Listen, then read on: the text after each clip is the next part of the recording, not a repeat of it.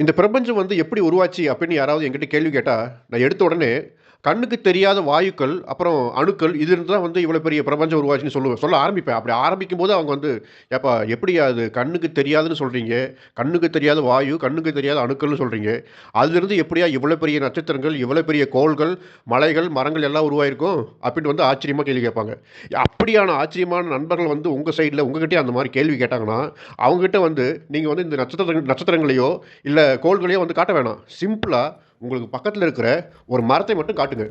அப்படி மரத்த காட்டி, அவங்ககிட்ட இந்த மரத்துக்கு வந்து இவ்வளோ பெரிய உருவம், அதாவது அந்த உடல் பருமன், அந்த வெயிட் வந்து எப்படி, எங்கேருந்து வந்துச்சு அப்படின்னு கேளுங்க.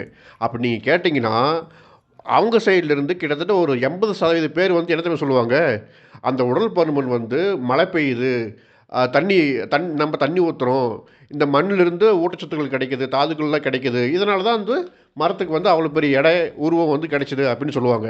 அப்படி அவங்க சொன்னாங்கன்னா, அது வந்து முற்றிலும் தவறு. ஏன்னா, நான் ஆரம்பத்தில சொன்னேன் பார்த்தீங்களா? கண்ணுக்கு தெரியாத வாயுக்கள், கண்ணுக்கு தெரியாத அணுக்கள் இருந்து தான் இவ்வளோ பெரிய பிரபஞ்சமே உருவாச்சுன்னு. அதே மாரி தான் அந்த மரத்துக்கும் கண்ணுக்கு தெரியாத இந்த காற்றிலிருந்து தான் கிட்டத்தட்ட 95% எடை வந்து இந்த காற்றிலிருந்து தான் அது கிடைச்சதே தவிர, கீழ தண்ணீலிருந்தோ, மண்ணிலிருந்தோ கிடைக்கல. கீழ தண்ணீலிருந்தும், மண்ணிலிருந்தும் கிடைச்சது வந்து வெறும் 5% எடை மட்டும் தான்.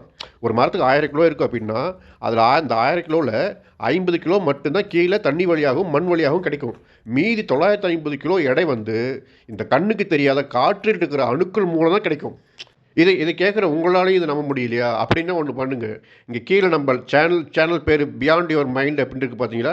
அதுக்கு கீழ பாருங்க ஒரு லிங்க் வந்து அட்டாச் பண்ணியிருக்கேன். அந்த லிங்க்ல வந்து மரத்துக்கு வந்து அந்த உருவம் வந்து எப்படி கிடைச்சது அப்படிங்கிறத வந்து சிம்பிளா எக்ஸ்பிளைன் பண்ணியிருக்கேன். அதே சமயம் அந்த மரத்த அடிப்படையா வச்சு, இந்த பிரபஞ்சமே எப்படி உருவாச்சு அப்படிங்கிறதையும் வந்து ரொம்ப தெளிவா, எளிமையா சொல்லியிருக்கேன். நீங்க ஃபுல் வீடியோவ நீங்களே பாருங்க. இதே YouTubeல நீங்க பார்க்கலாம்.